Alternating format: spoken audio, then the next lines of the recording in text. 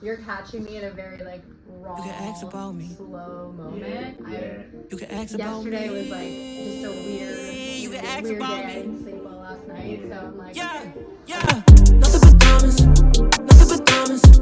We already up, yeah, gotta keep climbing up. Nothing but diamonds. Welcome back to another episode of iOvercameAnxiety. You will find this podcast relatable, educational, and supportive. We will touch every single necessary conversation, even if it's uncomfortable. As a host, you can expect full vulnerability from me, and I'm here to share my most uncomfortable moments with you and all hopes for you to feel comfortable in return. Now, I have a special guest with me today. Now, I don't want to, get too crazy on the intro because she doesn't really need an intro, but I'm very excited about this one because your host is about to learn something. I know a little something, but I'm going to learn a little something today. I have a lot of respect for this lady next to me, and yeah, we have Jamie in the building. Clap it up. In my apartamento. Yes, we're right in, are we in Brooklyn? We're in Brooklyn. We're in Williamsburg. Yes. Say it loud and proud. Yes, Brooklyn, Williamsburg, shout out, stand up. Yeah, we're excited to be here. We're not at the studio as you see, but it feels like the studio. Yeah, how are you feeling today? How's that again? I am feeling excited. I'm excited to be here while you navigate the conversation. Yes, you're usually the one. I'm usually the And I'll be one. here. So I'm excited. It's uncomfortable for me to not it's not even a control thing, but it's just an unconscious pattern at this point. So I'm working on it. Yeah, you're just that type of person. Like, we're the same type of people. We are, we do what we do, and when we're on the other side, we're like, no, we're usually doing that because I get that. Yeah, I think it's hard to find people that can match your energy. So I'm very good at setting the stage and kind of letting other people navigate the depth. Right, yeah. But now I'm like handing it off to you, and I'm going to just match what you got. Yeah. No, it's going to be fun. It's going to be fun. So, I'm hyped about this one. We want to get into it. So, but let's start with like your upbringing. So, how was growing up? I know you are actually a Delco girl. So originally a Delco girl, even though we're in New York today. Yeah. Yes. So I grew up in Broomall, and then we moved to more of the mainline area. So I went to school at Harridan, Walsh Valley, and yeah, I mean, any specific upbringing questions? I'm very proud to be, I say, from Philly, even though when I'm with my other suburbians, I will say the suburbs of Philadelphia. Yeah. So how do you say your last name first? How do you pronounce it? Margulies. Margulies. So Jamie Margulies. So how was the Margulies household growing up? If you could describe it. That's a good question. My brother was 6 years older than me, and so he was definitely a big force in how I kind of like navigated to find a sense of self. I feel like he presented a lot of spiritual practices for me. We had this one moment where we were both living at home post high school, and we were talking in my room at 3 a.m. about Plato's cave, the allegory of Plato's cave. And my dad, like, he's a really big proponent, like, he just has like isms like anybody, and he's a really big proponent of like turning off the lights. Like, if you come downstairs, did you turn off the lights? Like, it's just, I mean, electric bills he sees and I didn't, so I get it. But he like came into my room at 3 a.m. and he's like, why are the lights still on? And it was just kind of like perfect synergy of the conversation about like the light and the dark and leaving the cave. So I'm big on lights too. Yeah. In my household, I'm like, my girlfriend, she everyone loves to have lights on in the house. I'm complete opposite. If it's like this, like, I like sunlight. Same. So even how you have it now, like, kind of no lights. We have lights for the episode. However, your lights aren't on. Like, it's kind of the same thing in my house. So yeah. I get that. And mine too, I guess it's not something when I was younger I was very conscious about. So my dad, that was just like his biggest thing. Like even to this day, if I go to visit them, they're like, "Did you flush the toilet? and did you turn the lights off?" Routine is routine when you get an adult. I guess I get it too because I'm probably gonna be that same type of dad. That's crazy. So did you have like? Was it both parents at home? I had both parents at home. Okay. My mom was sick when I was growing up, so she was diagnosed with eventually stage 3 breast cancer when I was 9. So I think that really shaped a big part of my childhood of being driven by acts of service and like being a caretaker. And my dad really played both roles of mom and dad for a long time. Yeah, because then she was diagnosed with a different cancer, throat cancer, when I was 13.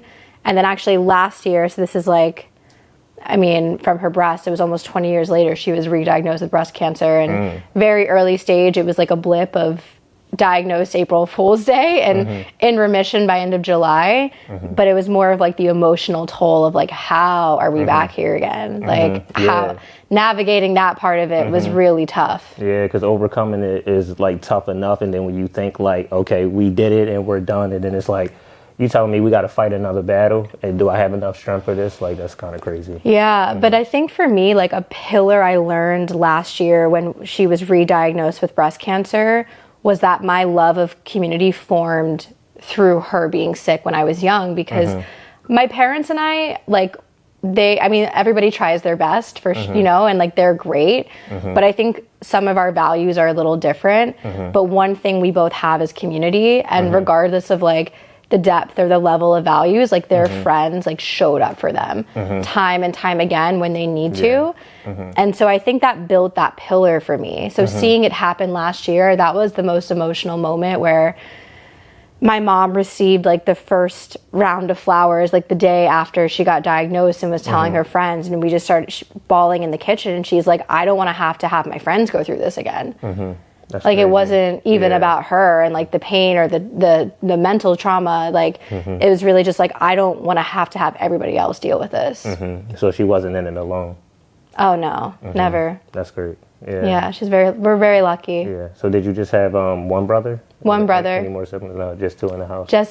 He was. But before my brother, my mom had 3 miscarriages. So I was a very lucky baby. I was a C-section. My due date was like October 14th, but she went into labor September 27th. Yeah. And I learned just a few years ago, when I was in college, I took an astronomy class, and we were talking about the cycles of the moon. I was like, oh, I wonder when I was born. Yeah. Because I'm like witchy, but not as witchy as maybe the scale of witchiness can get, if that makes sense. My birthday's September 27th. Okay. I'm just hitting Libra season. Okay. But I was born on a total lunar eclipse. Okay. Like that's my mom's water broke then. Wow. And I looked it up, and you can't find much about that. So if anybody knows, please reach out. But I find that there must have been a very powerful. I can't feel that that's not connected. No, I think so too. I'm big on like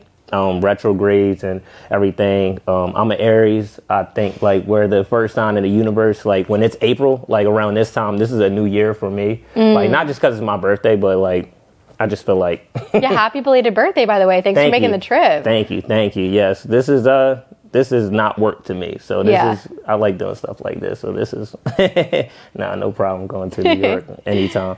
This is actually Mill's first time in New York too. No way. Or second time, but first time in a while. First time I ever. Let's go. Welcome to the crib. We're riding up, and he's like record. I mean, he's gonna record stuff anyway, but I can tell he's like into it. He was like, "Yeah, man, it's only my second time. It's lit up here, like you know."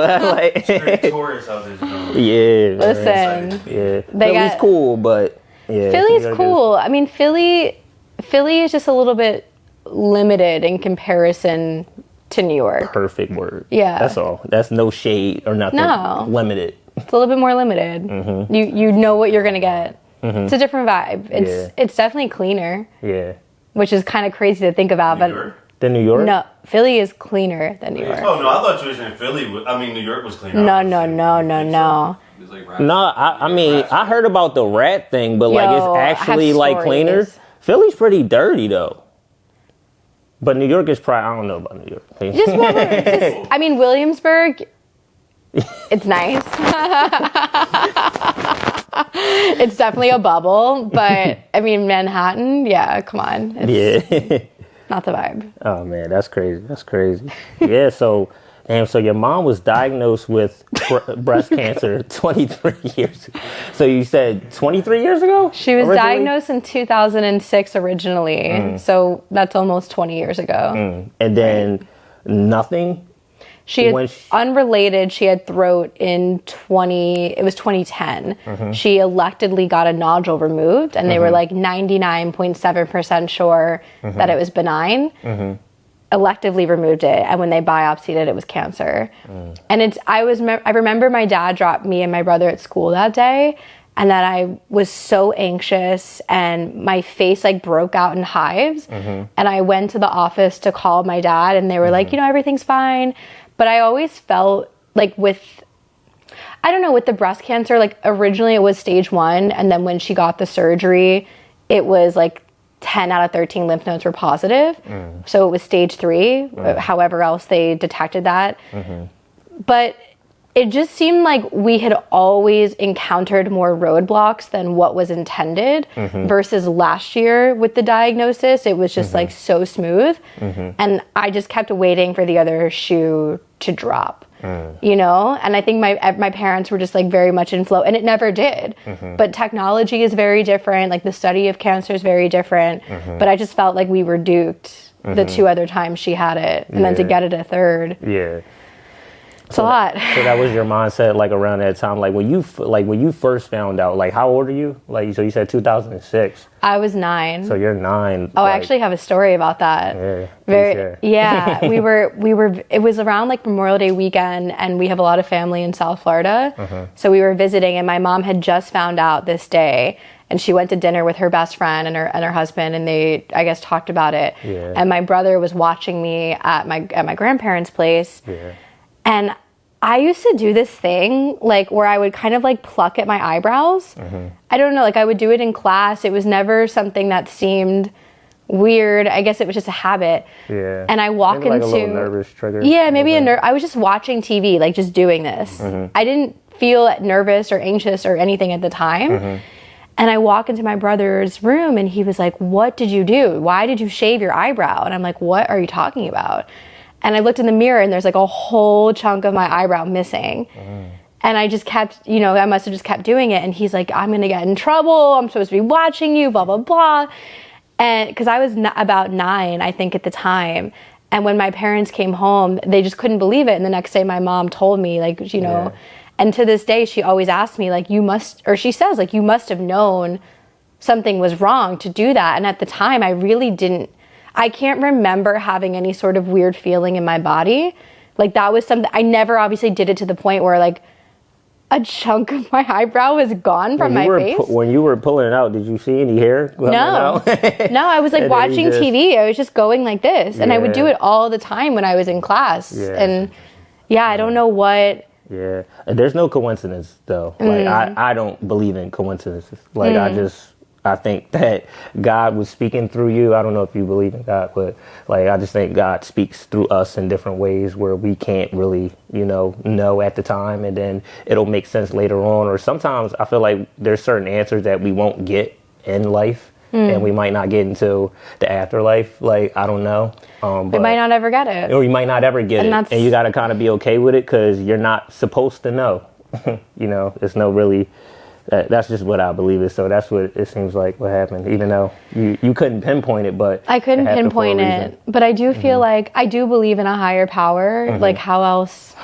Like, I believe in a collective consciousness. Yeah. So do I. There's got to be an existence beyond. I'm still in it. I never heard that. Collective consciousness. You never heard of that? No. So it's fascinating. A couple weeks ago was at an event, and somebody asked me, like, how would you describe collective consciousness?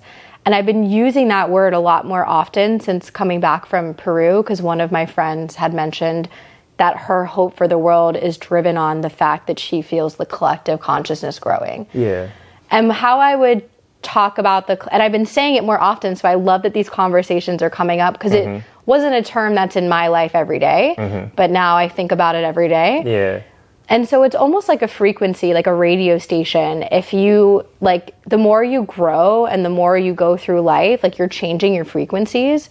And so the collective consciousness is like the more you're kind of, I don't want to put like a positive or a negative, but I guess it's like the way you're elevating yourself or the way you're ching and tuning your frequency, you can tap into the greater frequencies. You can tap into more frequencies. It's all like understanding. I heard it was like people described it like, someone said like they were saying we are God as a people, and like we won't ever realize that or reach our full potential until we're all on the same frequency type thing, and it's all just understanding each other. Like we have to love each other, hate each other, you just understand, and then we could all coexist type thing. I love that. And I feel like I tapped into that frequency. I was like, this is like, we're all connected. I kind of felt it in the psychedelic. It was pretty nuts. Yeah. I don't know if that's something like what you're talking about, but I love that. I realized there was like another consciousness level to it. Like I am the person next to me. I am God. Like we are all one. We all could collectively think the same way. Then maybe things would be better out here. But I everyone's think getting distracted all the time. So yeah, I mean, I think psychedelics are definitely a form to find that and feel it. And I mean, there's also, I don't know if you guys saw, the FDA approved a nasal spray, a ketamine nasal spray. So like, and it says it cures depression in 24 hours. And there's a lot of ketamine treatment. There's a lot of psilocybin treatment. Oprah just did a whole podcast on psilocybin, and you should check it out. It's just very fascinating to me that somebody of her caliber. Can you briefly explain it? Oh, so psilocybin mushrooms. Okay. Yeah, so it's a psychedelic. I know it as mushrooms. Yeah. Not. I think everybody would know. Yeah, mushrooms. I wasn't familiar with. So psilocybin is like the more medical term, I think. Right. So like that's how Oprah was using it. But her ending is like, 10 years ago, I never would have considered something like this. I can't remember if she mentioned trying it or not, a psychedelic, but she said, if you were going to do it, I think doing it in a guided way is like the best way to go. Whereas growing up, like I had friends doing like Molly and, you know, different types of things that I was MDMA, and I was just not into that because you would go to like a rave or a party, and I just didn't feel like I wanted to be in that kind of state in that way. So A little more tamed and chill. Yeah. So you have never attempted psychedelics? So I had my first psychedelic experience in Peru. Okay. It wasn't ayahuasca. It was this thing called San Pedro, and I mean, I just completely surrendered before even getting to the experience. Like I unlocked my phone. I wrote a note in my phone being like, this is my decision. I texted my parents, I love you, even though they didn't know what I was doing. I just wanted to like check all my boxes. So if I got anxious during it, that I like knew that I set myself up for success. Yeah. And so in Peru, it's like very intentional, ceremonial, ritualistic, and we all had intentions going into taking the medicine, which is what they call it, plant medicine. And mine was to be the vessel for magic. And so with that said, like, it was in an environment, we did it on this mountaintop of ancient native ruins, like just like so out of anywhere in existence. And I was rolling in the grass. I really reconnected to music. Like I was smelling lavender, and I had my shuffle on my playlist, and like Lavender Haze by Taylor Swift came on, and I'm just like, you know, again, like that synergy, that connection. Yeah, just like really like funny, like just synergy. Moments like that. So that's when I feel really connected to source. And to your point, like even before talking about like frequencies or collective consciousness, I've always felt that we will never live in a world like this. But I've always felt that we can love everyone the way we love our soulmates, like even the darkest people that are in existence, because we are all one, right? Like we are all that same soul. And it's hard to understand in this like society and like the ego-driven world, but I've just, before again, even talking in that kind of way, I've always had that deep down, like, fascination. Yeah, I love that. Yeah. Damn. You explained that so perfect. Oh. Yeah, because I've tried a fair share of psychedelics. I won't go into detail. But I've had, I think, a similar experience, like when there's been certain times where like I questioned it, but then also something higher came out of it every single time, and it was like crazy. I'm retired now, but I feel like you know, it served its purpose. microdosing is like the new thing. Okay. Microdosing. So it's like you have a bit of it in you, but you function. Okay. That's the new, Microdosing. just letting you know, the new trend in society. Yeah. I've heard nothing but good things about it. So Yeah. Fortunately, I did acid, so that was bad. Yeah, so you going right in. Yeah, but that was one of them. No, I was like, I'm not going to go into. I was talking about me personally, not you. But I was like, yeah, you just named. I'm like, yeah, that was one of them. It was crazy. I would never do it again. I'd rather do something human, not man-made, not human-made. I'd rather do something natural. Is what I'm trying to say. Oh, okay. Yeah. I had it. How my experience was. I had an awesome experience for some reason, and I'm a very anxious person to where like I can talk myself into a bad situation, whatever. I can create something out of nothing in a negative way in my own head. So I really did not think I would have a good experience. And when I did, and I was around people who weren't having a good experience. Ooh. So they were kind of, I don't know, I felt like they were trying to sabotage what was going on with me, but they weren't. They were just, speaking out about their experience at the time. But I always thought it would mess up my experience from seeing everyone else, because I'm such like a people person. So I kind of feed off of the people around me. So I really thought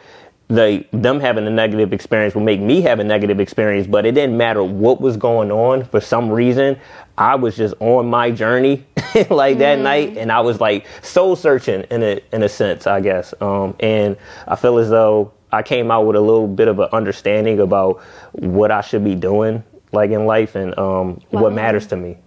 So it's like, I'm not telling people to do this, but we're just like being out. Like I said, what's my opening message about being vulnerable and stuff is just experience I'm speaking about. It's like, I've had a lot of fun chatting about this with my core friends, and it's not something I feel the need to scream on social media. Like I did psychedelics, but I don't want to say the psychedelics gave this to me, but coming back, what I can say is I see the future, and this will be more accessible. Again, the ketamine therapy, the mushroom psilocybin therapies, like we're going to see access to more cannabis products that are going to be available in the beverage form, like all around the country. It's federally legal, figuring out the state stuff, and that's going to be the same with mushrooms down the line. So you think this will be a positive? Well, I think it's going to have both effects, because I think like anything, it'll get abused. Right. And there's just no way around that. Right. So a lot of people think when, the government gets their hands on stuff, like, so making weed legal and stuff, weed was illegal not that long ago. And, I mean, it's still illegal in some places, but, weed, I went to jail for a gram. Before you go with a gram now, it's like, whatever. Yeah. But you can like blow smoke in a cop's face. Yeah, literally. I mean, I don't recommend. Yeah, right. But it's very decriminalized, like to say the least. But like with weed and everything just being like that, going with the government having their hands and stuff, and there's so many cannabis industries and stuff now. A lot of people think like they're putting what do you call it? Fentanyl. A lot of people think they're putting fentanyl in like weed now, and people don't trust like what's coming out, because it's like, why is the government backing this all of a sudden? Why are they cool with everything? Like, what do you think about that? Interesting. I mean, are we talking about the flower mostly? The flower. Yeah, I don't know. I don't know about the vape and everything. Yeah, like I think for me, what I can say from personal experience is I'm very picky when it comes to what weed I smoke and what eggs I eat. I just like, I don't know, the egg thing, like it's not even like buying a certain brand, it's just the way that they're cooked. Like the smell, I'm just that's like the one food I'm very particular with. And with weed, like I call a lot of it now bodega weed. And I just feel like when you smoke something and it doesn't, if you're familiar with smoking, you feel the difference in your body, in the high. I'll feel more anxious, I'll feel more cripply, versus like the expansion of what I want to feel, or the creativity, the expansion of the mind, and kind of like walls coming down. So I don't know enough about it to comment on it, but I'm definitely particular on where I would purchase weed. So you recommend dispensaries? Or what makes you feel comfortable? Dispensaries? Getting it from someone I know. Okay, yeah. So not even necessarily a dispensary, that don't even matter. I do it through somebody that I know that is like doing their research of what weed they're smoking. Certified, yeah. Yes. Right. Certified either smoking every day or like in the background of it. We had a friend like at the studio, and it was the first time I was asked that, but like she smoked, so we were like, yeah, like you want to smoke? And she was like, yeah, but what kind of weed do you have? Like, where'd you get it from? And I was like, Well, she was like, well, I only do dispensary. So I was like, okay, wow. I can respect it. So it's just, I like hearing people with different opinions on it Yeah. and stuff like that. But it's interesting times we living in. And I think like the stuff you mentioned about, even though therapies, can you go into like a brief detail about like the therapy? You said I forget the way you... Ketamine? Not ketamine. You said some therapy. It was with mushrooms, but it was coming off the Psilocybin. mushroom. Yeah. I don't know. You said some therapy, another therapy. Plant therapy? Nah. It was a word. It was the word before the therapy I didn't know. That's fine. Yeah.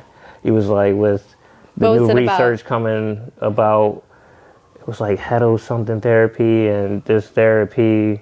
You said it like 3 different therapies. I guess the one thing I was mentioning was just basically like psychedelic therapy. Psychedelic, okay. Yeah, just like having... So is that so when you say therapy, is it like you're saying this is a type of thing, like you taking this is therapy? I mean, I have not been there and I have not done it in this way, but you can walk 10 minutes from here to Metropolitan and Marcy Avenue. Yeah. And there is like a doctor's office that says like ketamine therapy on the window. So, and there's also places you can go. I mean, they're obviously legal and they're being advertised that you can do the mushroom therapy and you have a facilitator guiding you through the experience and helping you with the dosing. And I think that's the best way that people can try it. Okay. That's what I would recommend. And I'm working a lot with different cannabis like beverage brands right now with activations, opportunities of like how to, basically marketing. Yeah. And that's been a really interesting industry to learn about. So the flower side I'm not as familiar with. Yeah, but I'm like other products in it. I want to work with brands and products that are not putting shit in their beverages and when people are consuming it. It's very important to me. But with that said, I really thought about, okay, like, am I comfortable being associated with this industry?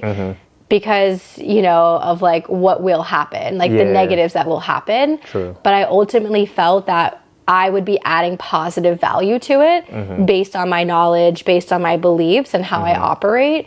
So it's like, I think a big thing that can be done is like, when you're drinking a THC beverage, it's pretty rare you're going to get like out of your mind from a beverage. It's like maybe 2 milligrams, 1 milligram, 5 milligrams. Like it's pretty light. But when it comes to the deeper therapies, like I definitely want to help create or recommend spaces. I don't know enough that exist to do that yet, that people could try it in a safe, controlled environment. Okay, so that's where I was getting at. So that's where I did not know that, and I'm sure a lot of people out there did not know that. So you can go and be guided through these experiences in a safe place. Yeah. I think that I would have loved that. Than just going out. I would have loved that. That's amazing. I think group settings too could be important. And I really want to tie in the music element of that as well. Like not for maybe for people's first time, but when it comes to that microdosing level where you're just getting a bit of what I will call the medicine in you, the psychedelic, because that's like a term I took with me from Peru, because I do feel like it is a medicine. Like it is kind of tapping you into that deeper collective consciousness. It's just not always a pleasant experience. But actually what I did learn, like one of the things I took away is that there is no surrendering and getting to the point of surrender without getting past discomfort.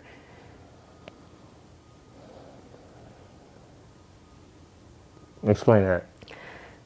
So you have to cross the point of discomfort where your body wants to shut down and your body's telling you like maybe trying to suppress certain things, but you have to push through. Or like an ice bath. Have you ever done that before? No.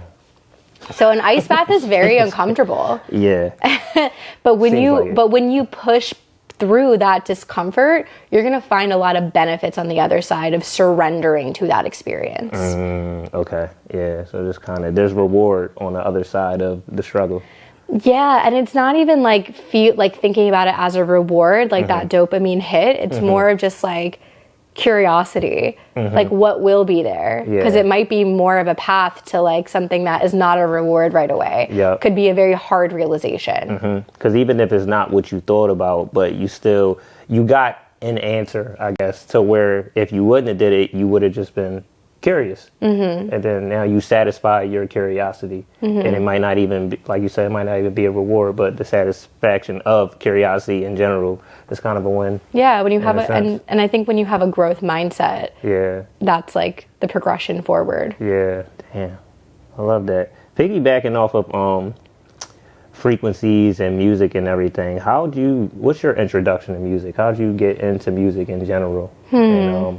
And your side of music, have you ever done music like as an artist or as, Yeah, you can of give me a little course. background. Yeah, I think I was singing and humming before I was talking. Okay. I was definitely in my Delco days carrying like a boombox with me with my pigtails that my mom put in that day and just always wanted to sing. But I think where I really discovered the power of music was like watching, I think it was the end of season 2 of American Idol. And I just loved the connection between the audience and the performer. And there was something there that always stuck out to me of like, wow, I want to be on stage. I want to be doing that. And just obsessed with this connectivity. And so in between commercial breaks, I would go grab my boombox. I would sing. My mom would be, shut up, when the show came back on. And from there, I found singing lessons. Like when I was younger, I had a music mentor who worked with me. We did performances together. We wrote songs together. But where it really shifted for me is I started working at 14 at Q102 Philly. Shout out. Yeah. Shout out Q102. Where heads are nodding. We're where. So that was Philly's top 40. It is Philly's top 40 radio station. For and sure. it became very illegal, at first. But I got these like fake, and it wasn't fake. It was like volunteer forms from my school. Yeah. I mean, you could have been an intern. Yeah, well, I mean, that's technically what I was vibing with. And so I ended up staying there all throughout high school. And it was my junior or senior year where I felt, okay, what direction am I going to pursue?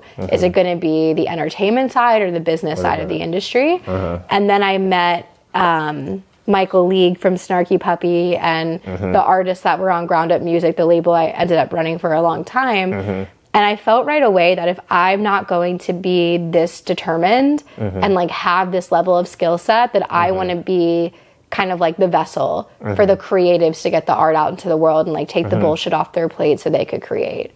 So I'm big on that because you said something really important. A lot of artists don't really realize how much it takes to be an artist.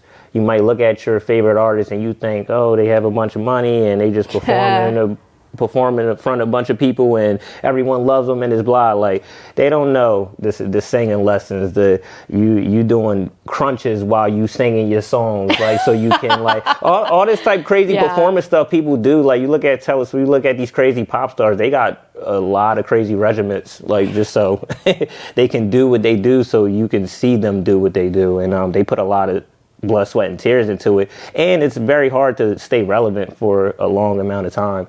So the people who are staying relevant, they're doing a lot to stay relevant. So a lot of people don't understand the artist side. They think it's just like, oh, it's really tough. So for you to understand, like, if I'm not going to fully, go through, if you had to make that decision. A lot of artists don't never come to that decision. They're just like pushing it until they can, and then they figure out, oh, maybe I should have been doing this, like maybe when it's too late, but you kind of made a conscious decision early on. And I think that's an important thing for people Thank to know. you. Yeah. I appreciate that breakdown because I wouldn't have thought of it that way. I think when I think back to that time, it was, I think, going into my junior year in high school or something like that, where I really started questioning this. It might have been my senior year. And I took a summer to think about it, and I felt more confused afterwards. I was like, oh, I don't know. But then I just naturally started navigating more towards the business. And again, I think part of me, though, after that decision was made, I shut down music as a hobby or like any potential of me having a creative outlet in music. Because if I wasn't going to pursue it at that highest level, like I wasn't going to do it. There's no point in doing it. Yeah. So now I'm actually trying to have more fun and like be playful with it, try and sing again in some capacity. And there's really cool communities like Gaia Music Collective, which is based in New York, but spreading all over the US now, where Gaia Music Collective? Gaia, Gaia. Okay. Yeah, it's a circle we'll put that singing on the group. episode, Gaia. So It's so cool. Like people just come together, you pay a donation and you sing. Maybe they have a one-day choir where you're singing a certain song, or you're just improvising, but it's led really beautifully by the facilitator there. And Matt Goldstein, who's the founder, is incredible.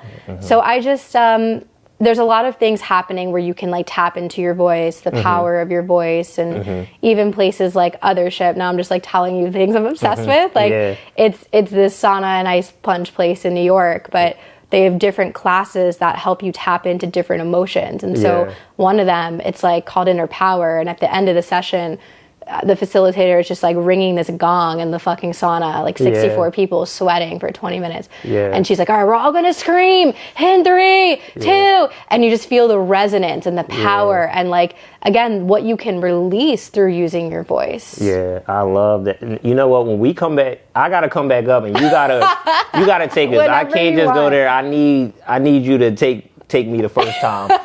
And then I'm like, I'll feel a little bit more comfortable because like that sounds amazing though. Like actually, that's crazy. It is amazing. Yeah. So you were at Tidal for a little bit. How was that? You know, working over there and you know meeting who you met in that time frame, and how was it? Yeah, well, before, like, the way I got to Tidal, this is like a big backstory. I was running a record label for about 8 years called Ground Up Music. Ground Up. And I left a little over 2 years ago at this point, but about 2.5 years ago, it was like, you said your rebirth or your new year is in April. Mine just happens to be in July. I don't know what it is, but when I reflected back, I was like, okay, interesting. There's like something that happens here. Something changes.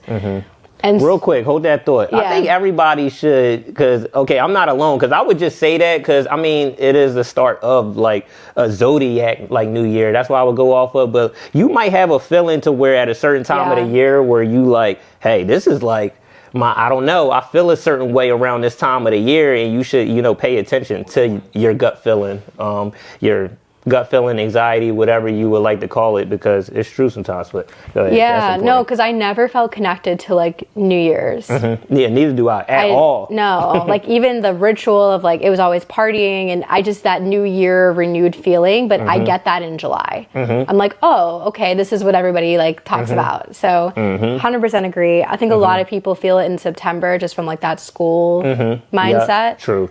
September. Yeah, when I was a kid, I would say that was definitely the start of September. I would say so. So a lot of people still resonate with September. Yeah. That's great, but yours is in July. Yeah. I like that.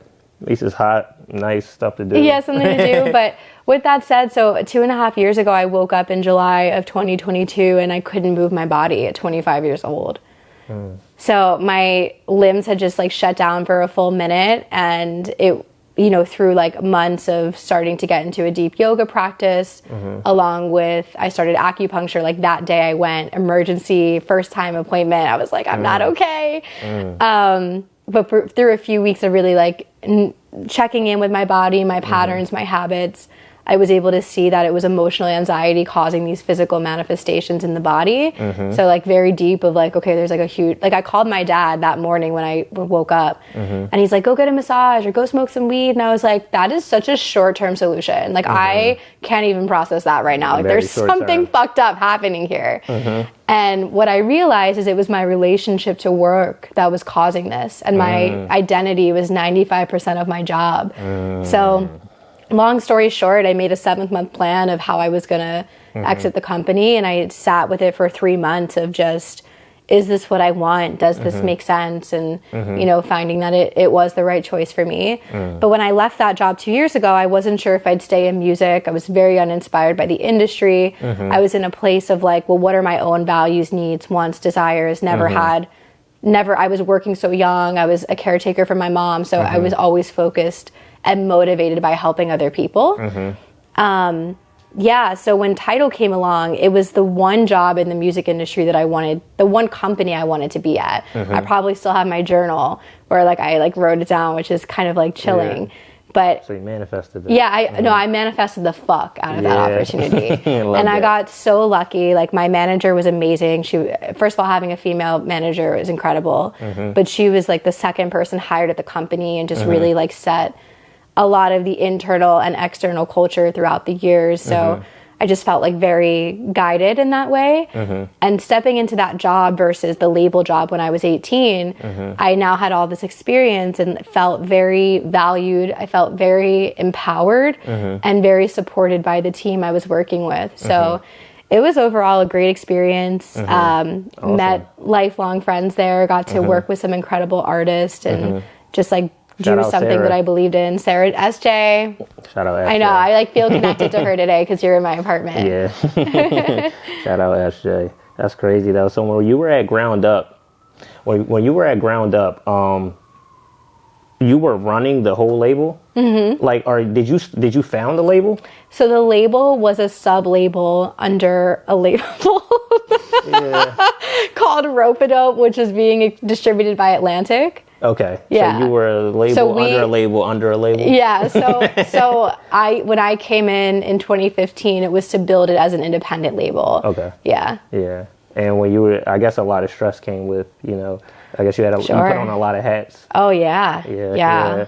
So how was that like around that time? Or I know you just talked about how you know, a lot of the other stuff transpired and you felt like you weren't connected with your work and how that eventually affected you. Like, was it the same thing, like just working with Ground Up? Like, so what I'll say is, like, working with Ground Up, I continuously felt inspired, and it was really by the artists that I got to work with and be around and represent. I got to travel many parts of the world more than one time and just be around people that were passionate about what they did. Yeah. And so I think when you're doing that from such a young, it just took over my whole life. Like anything I did, it was always with Ground Up in mind, or with the founder, Michael, who I'm so grateful to. He's still one of my best friends today, but the way my therapist helped me identify this problem before my body shut down is that Michael has, the founder and the leader of the company, had this beautiful garden that I had a chance to maintain, had my little plot in, knew most of the land, nurtured a lot of it. But when I looked across the street at my own garden, completely malnourished. Yeah. You know, and that is why I had to step away from the company. There was no way I could stay and figure out what that garden could grow into. So you painted that perfectly. So literally you're watering someone else's plant, which is fine. You like to serve others. Like, you know what I'm saying? That brings a sense of, you know, responsibility and accomplishments, I guess, like within yourself. But however, you definitely were, you know, not taking care of yourself and your own garden. And I like how you painted it to where you can actually look over and see, like, you're maintaining this one, but I can look over and be like, I should walk over there and help this one out too, you know? But then also it's like you walk over there and it's just like, where do you start? Where do you start? Like, it's been so long. It's been so unnurtured. You know, imagine having a girlfriend, you haven't seen her in 8 years, and then you go to see her. It's not going to be a pleasant experience. There's going to be a lot of shit to work through. Yeah. You don't even know where to start, literally. No. That's crazy. Man. You've been through some stuff. Oh my God. So sorry, please continue. No. Yeah, so I wanted to ask, like, when did yoga come into the picture with you? Like, you are huge on yoga. I don't know, do you instruct classes or I do. Okay, so like you know your shit. So please. I'm definitely, I mean, yoga teaches you that you're always learning. Things always change. It's never the same. I really got into yoga 2.5 years ago when I had that body awareness shutdown moment and developed a practice. I was always into yoga before that, but it was more of just like a workout or a routine. And I honestly, there's like a life before and a life after. My friends tell me I was into yoga. I don't remember, like, because it was not the same kind of into yoga. And so subconsciously, yeah. And then about 1.5 years after developing a practice, I decided to do a teacher training program. And it wasn't to be a yoga teacher of like, that's my dream and I want to give this to people in this way. But I really wanted to understand and deepen the understanding of my own body. So the things that I went in focused on were learning about fascia and learning about breath. Okay, what's fascia? Fascia is the soft and connective tissue throughout your body. So it connects everything, your joints, your bones, your ligaments, your muscles. And that's also where you store your emotional trauma. So I know there's a lot to talk about there. I wish you said that way earlier. That's crazy. I knew what fascia was, but I was asking for You explained that perfectly. I'll give you a little background, like on my introduction with yoga. Please. So yoga literally saved my life. Like when I was going through like my worst times with like, when you're figuring out anxiety, first of all, I didn't know what anxiety was. Like my audience knows this and I explain it all the time, but I did not know what it was until I went to the doctor and they said, oh, it sounds like, because I was having like heart issues and like I couldn't breathe at night and like it was like the physical was coming out and I didn't know how much I was holding in like mentally, that it started to come out physically through panic attacks and other things. So when I found out, okay, it's anxiety, that's when I started to tackle some things, and I was trying different stuff. And you do have to do the inner work, because like you said, when your dad suggested that, oh, go smoke some weed, get a massage or whatever, like, yes, you can do things to relax you temporarily. However, you do have to do inner work mixed in with that. So you have to, it's the outside, and then you got to do like your inner work too. So my outside work that helped me the most was yoga. And the first thing I did was, I was doing classes on YouTube with a lady named Adrienne. I knew you were going to say it. I was like, Adrienne. She's a great introduction. Like, literally. Yeah, like she's very, exactly. Great introduction. She's very, just for beginners and stuff. So I was doing 30-day challenges. I think that's what she might be still doing it. I haven't tapped in with her because I can just do yoga on my own now, like without it. That's beautiful. When I was with her though, like those 30-day challenges, I was sticking with it. I was waking up every morning, early in the morning, like sitting there, and she's like, you made it to the mat. Like she would always start with that, like you made it to the mat, that was all it is. And every time I heard that, with her dog Benji and stuff like that, I love you, Adrienne. Like she literally saved my life. But that's my introduction with yoga. And I always say to people, to me, it's like meditation with movement. And I'm like an athlete. Like before music and anything, I was always just like into sports, and I was doing athletic stuff. So it resonated with me a little bit more. Like then it was hard to sit. Like now I can meditate, but like it was hard at first to just sit and like sit with my thoughts and try to relax and meditate. But when yoga, it was instant. I don't know. Like obviously I got more flexible and stuff like afterwards, and was able to do certain positions I couldn't do before. But when I was first doing it, it was just like very like just clear. Like I don't know why. I almost thought I was a pro. Like when I first started doing it, even though I'm watching Adrienne, I'm just paying attention, but I'm like, hey, I could do this now. I remember 2 weeks ago, I couldn't do this. Like I can get through a full episode without stopping. I'm keeping up with what she's doing. So yoga is amazing. So the definition and purpose of yoga is, I might butcher, but yoga is the state when the fluctuations of the mind cease. Okay. The state that when the fluctuations, like your thoughts, cease, don't exist. And it's not to say that like when you're meditating, like that thoughts, it's just the connectivity to them, it changes. It's like you can there's like on Headspace, I remember that somebody said once, like you can just watch a car pass, without emotion. It's like the same as a thought. Training to like let yourself have it pass without emotion. And I mean, that's so beautiful. Number one, like there's so much to dive into there, but a big thing, and a lot of people talk about The Body Keeps the Score. I don't know if you're familiar with that book, but The Body Keeps the Score. Yeah, for me, like I would rather live through it than read it and analyze it personally when it comes to like yoga. Yeah. But to your point of like the inner work is so important. Like you can do the mental, the emotional, the spiritual, but the physical needs to be there. Like I was so out of it for like 2 weeks ago. And then I got back into a yoga practice, and I was just like, that syncopation with breath and just like the movement.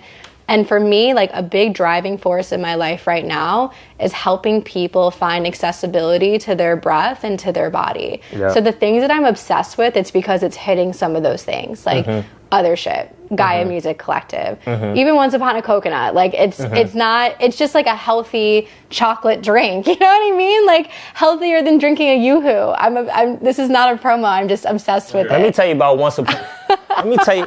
Let me tell you something about Once Upon a Coconut. This is not just a regular beverage. It's really not. See, what's the flavor we got here? We got chocolate. It's very healthy. Is it a coconut water? Coconut water. But this ain't your regular coconut water. We got a good flavor right here. This might be my favorite flavor, actually. Thank you for Jamie for putting me on. This is a chocolate, but it tastes like Yoo-hoo. But you wouldn't think it's coconut water, but it's coconut water. You know, I'm gonna actually have a little sip.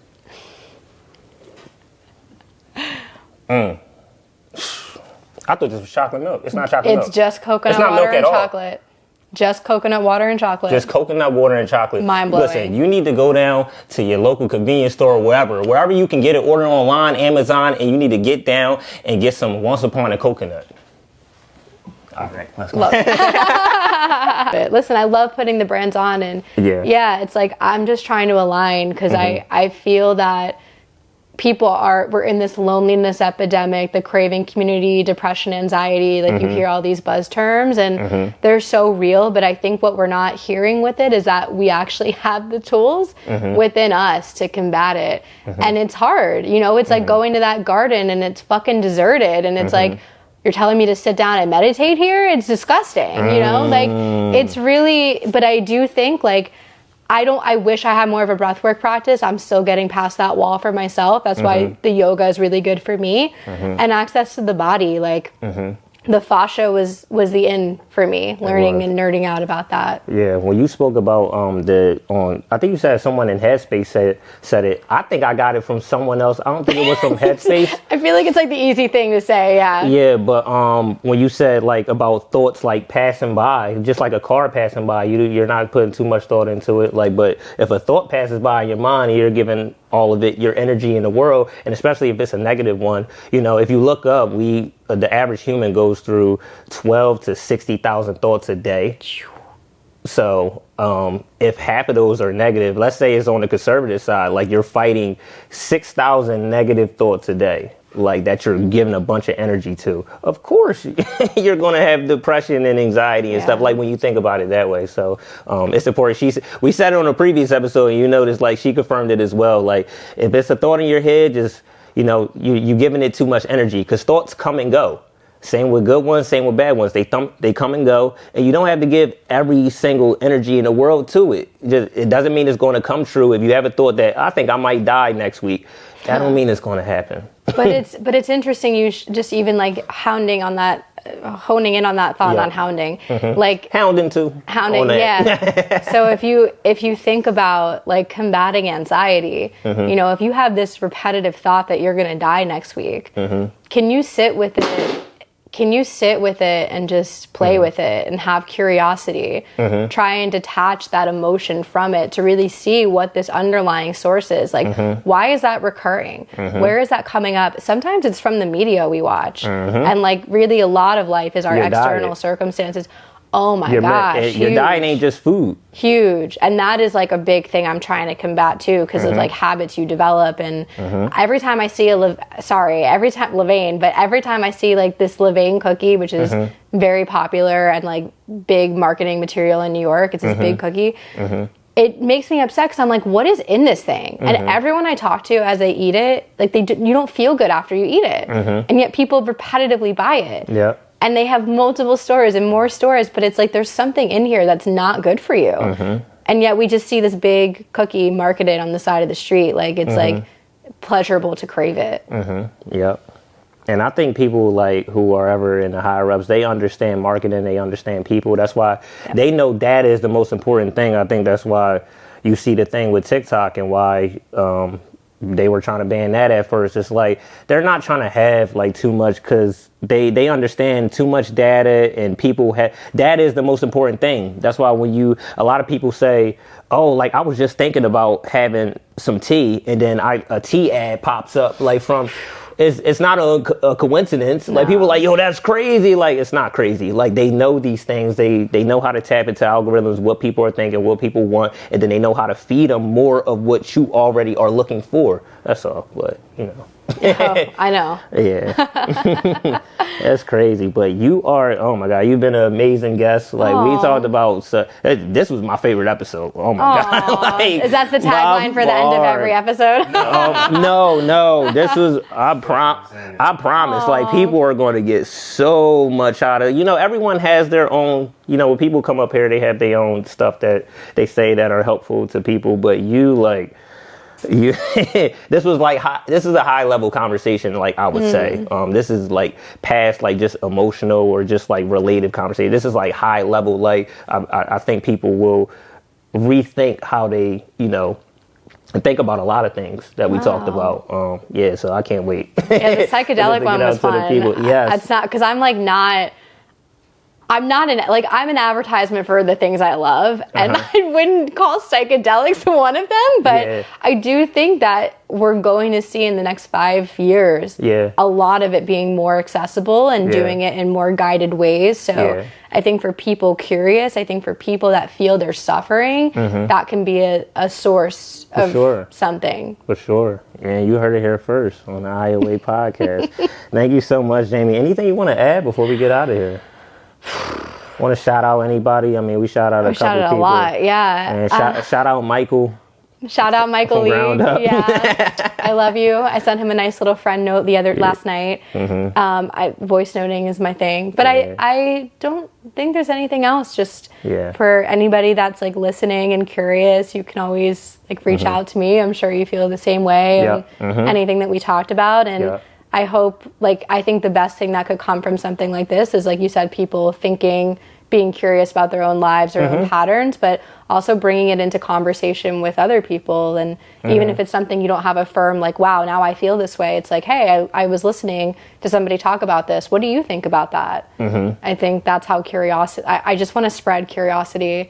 I want to infect people with it. So just please help me. You might have to dance with the monster a little bit. Yeah. You know what I mean? Discomfort. You know, there's if you're looking at whatever you're going through as a monster and you're trying to stay clear away from it, especially in your head or in the physical form as well. But sometimes you got to dance with the monster. Then you see he's not really much of a monster. Just like with dogs, like you'd be like, a dog can be barking all crazy and then they're like, oh, like he's nice, but they're just unfamiliar. But then you find out like, oh, like, no, this dog's pretty cool. Like he's not really, it's good. I think it's like the same thing, like with that analogy. Like, it's just like dancing with the monster. Nothing grows in comfort.